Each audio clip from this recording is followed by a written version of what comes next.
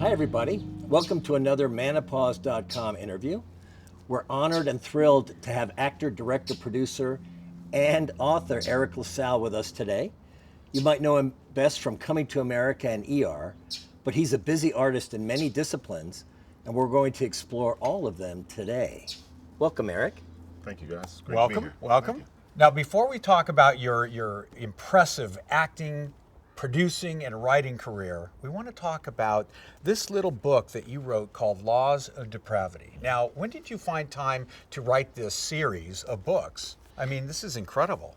I love telling stories, and I pride myself on being a storyteller, whether it's through acting, directing, producing, and then, this was just another challenge of, saying, oh, I think I can write a book, So it started that way, and I found a great premise. I read an article about how all of Jesus's disciples were brutally murdered, which is an actual fact. And I thought, wow, if I can figure that into some kind of contemporary thriller situation, so I came up with this antagonist, this really bad guy who murders clergy the way that Jesus's disciples were murdered. So just wanted kind of like this really high octane serial killer, sort of in the vein of the movie Seven. Which is Right. one of my favorite films, and that's another reason. That's another way I tell stories, like obviously based on books or based on movies, things that inspire me. So, Seven was a really impactful film for me. I thought it was really What's in interesting. the box? Yes, just Yeah. some really good visuals, Yeah. and so that was the inspiration. But I wanted to find my own original bad guy, and that article provided that for me. So then you just make the time, whether you're working. You sometimes get up at 5 in the morning and get in a couple of hours on your way to set. You come home. There's this interesting thing they say about writing. They say when you're a writer, you're always writing. You're either writing or thinking about writing. So even when I'm on set, I'm thinking, and I'm like, I can't wait to get home and, get some in. I can't wait to wake up in the morning and get some in. So and then weekends, and you just, you do it. And then of course, the more you get into the story, the more, I think pulled in you are as a creator and a writer. So that's sort of been my journey with this. That's great. So I we- actually read this, Larry, I know, by which the way. is shocking. It's shocking It because just I don't shows read you, a lot. It shows you but- how good it is. Yeah. But we actually both read the book, and we each had a couple of comments. One was that the chapters are short and staccato, right? I mean, it's like you're reading a chapter and you have to go to the next chapter. And then the other thing we were talking about is like, this would make an amazing movie because it's written in that thriller genre movie style. Was that intentional? Absolutely. I've always been a proponent, particularly as an African American artist, of finding ways of self-empowerment.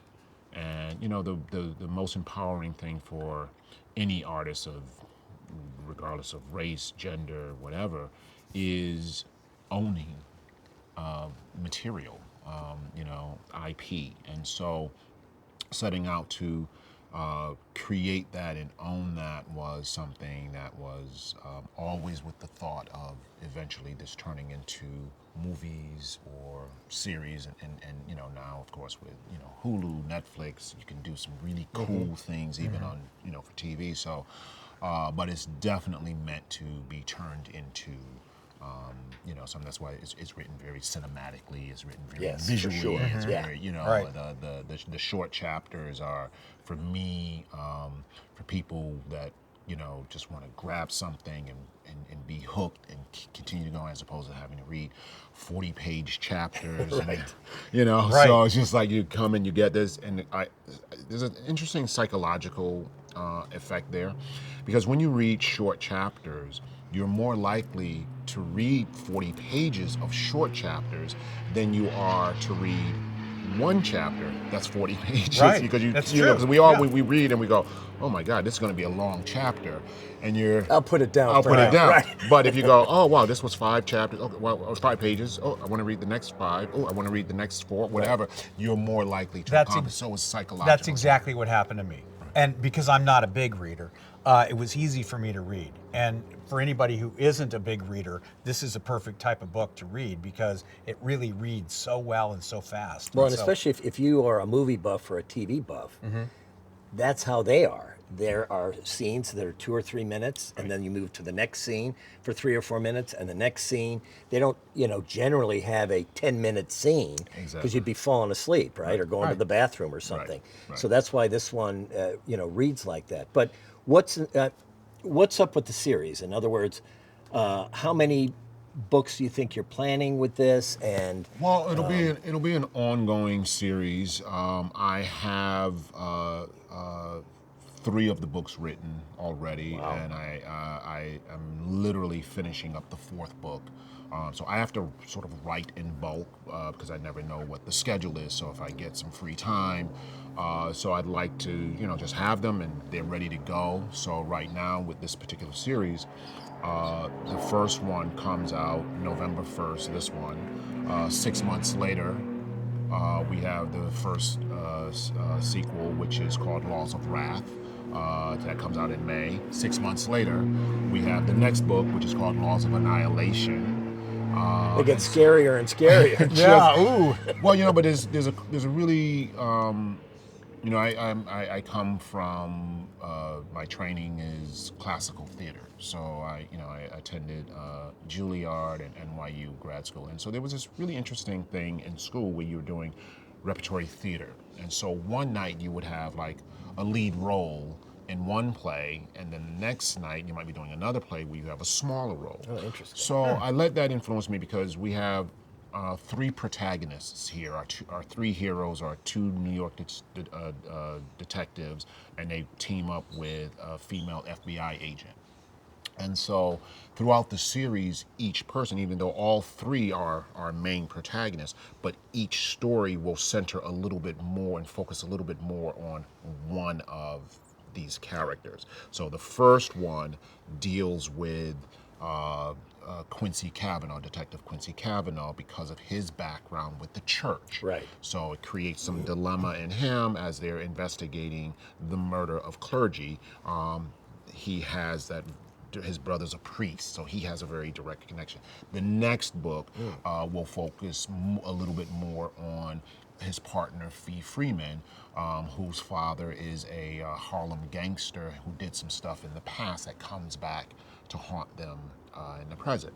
And then the third book, Laws of Annihilation, will focus on the FBI agent. So they all 3 have central characters. So it's not an central roles. anthology with different characters No. like Twilight Zone. No. It's ongoing Ongoing, characters. exactly, Oh, that's awesome. exactly. Yeah. And then now I'm beginning to start spinning even some of the more peripheral characters, some of the smaller characters. So the 4th book I'm dealing that I'm writing is focused on one of the characters that just makes a small appearance, but it was a very fascinating character.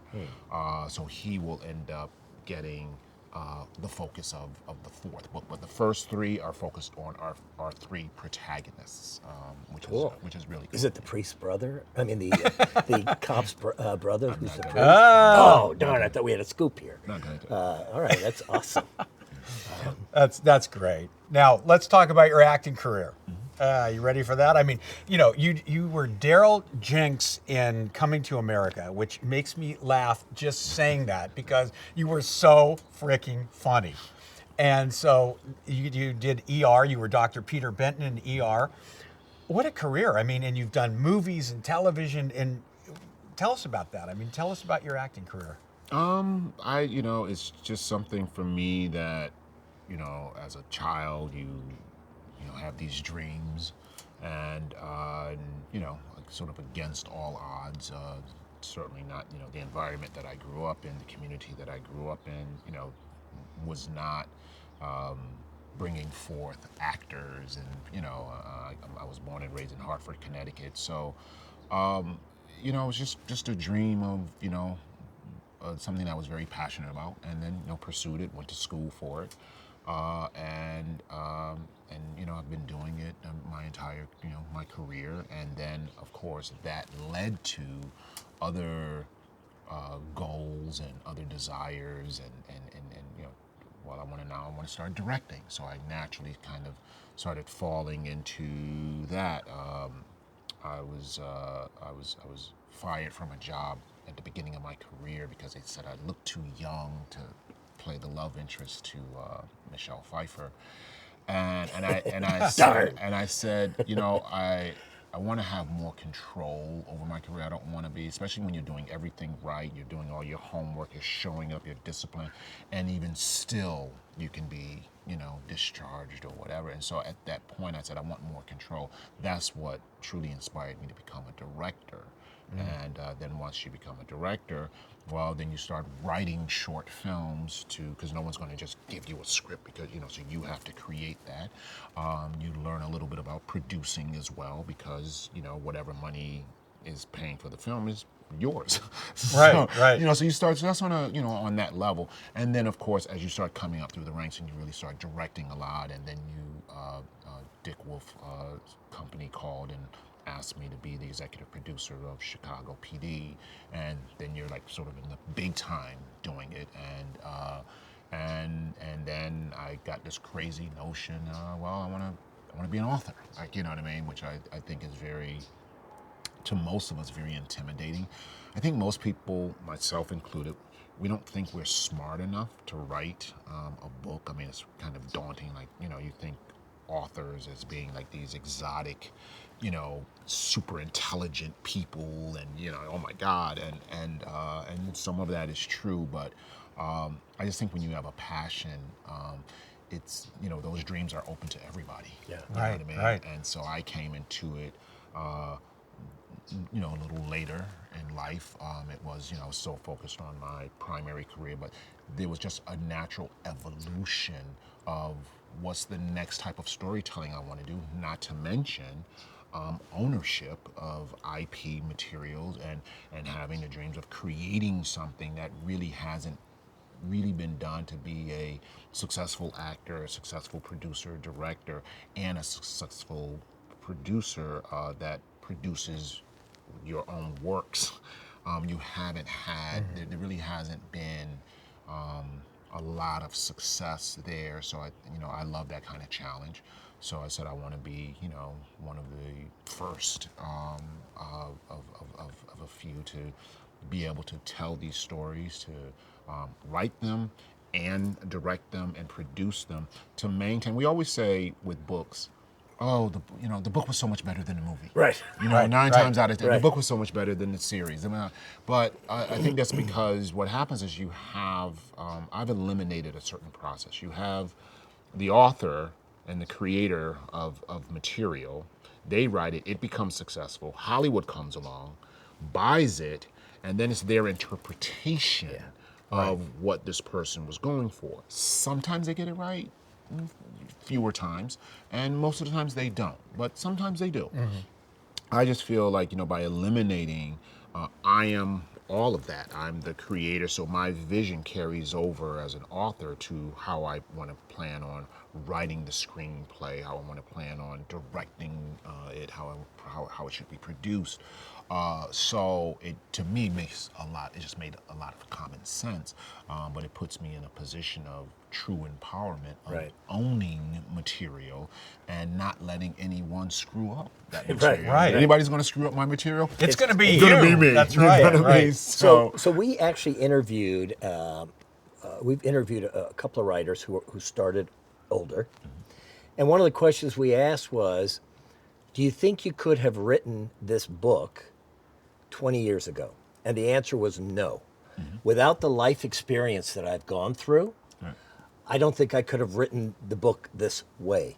And I'm thinking back, for instance, to ER. And every doctor that I knew watched ER. Because this, and a lot of that probably had to do with the medical consultants you had and that sort of thing. But it was very rare that there was something wrong on ER. A lot of other medical shows, they make this junk up, and it's like, Right. pfft. most doctors are like, that's bullshit. Right.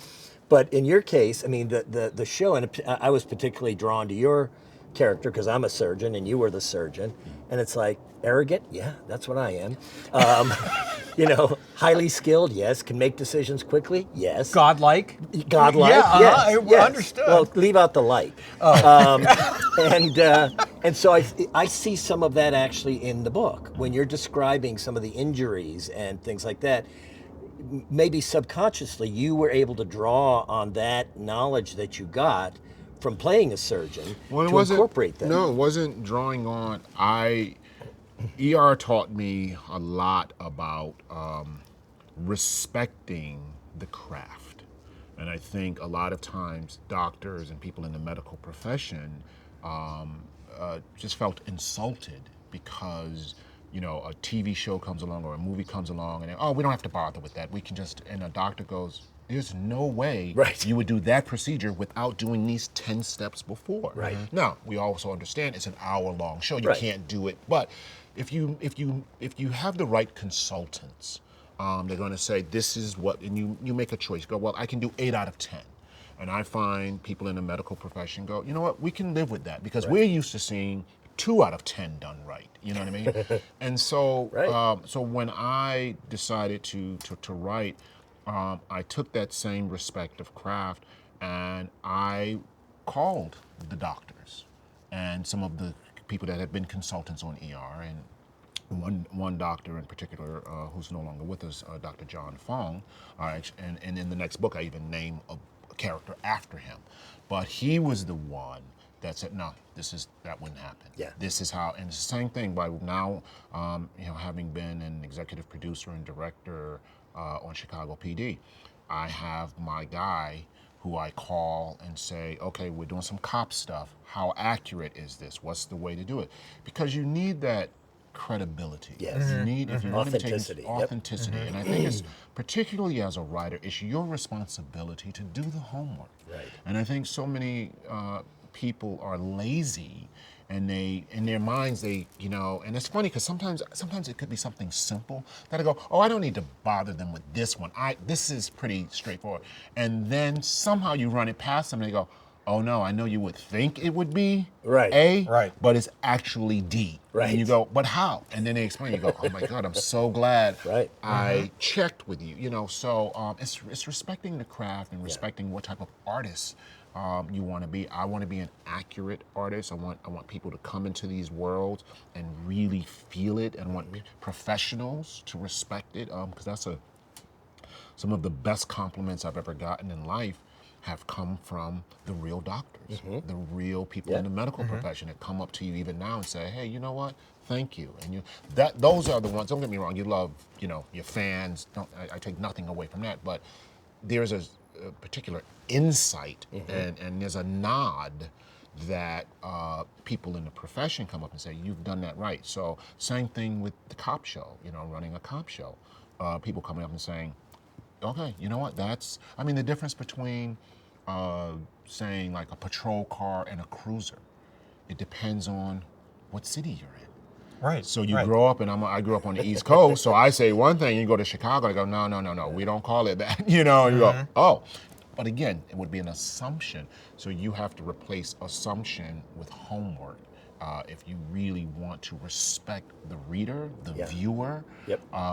And so I'm very disciplined, and ER definitely contributed to respecting the audience, respecting the professionals, and respecting, so it makes sense. So you're not disengaged, because sometimes you go, oh, that would never, and you disengage. And same thing with the book. You could be, no, that would never happen. And now you got to work to get back into the story. So the more accurate you are and the more authentic you are, the more engaging it is. Yeah. Very cool. Yeah. So you're 60 years young, right? And you're the ultimate man applause man, because you're following your passion in life. And it's good for our people, our followers to know that about you and about our group, is guys of our age are following their passion, and we don't want people to sit on the couch and read newspapers and watch TV and just die on the couch, right? We want to get out there and continue following our passion, and you are the ultimate menopause man. So how do you follow your passion? How do you keep the fires burning? I think this. I think it's, you're constantly trying to grow. I think, and as long as as long as you're committed to that, I think that growth is going to lead you to challenges. So you had asked earlier, could I have written this book 20 years ago? No, but there would have been something had I the discipline to sit down and write.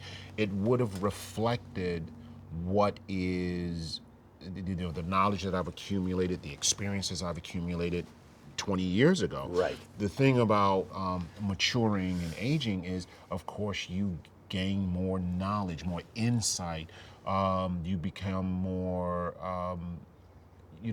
more forgiving of yourself and of others and of certain. You become, the things that used to make you angry and frustrated, now you appreciate them as lessons. So now you take all of that and you start putting that into passion.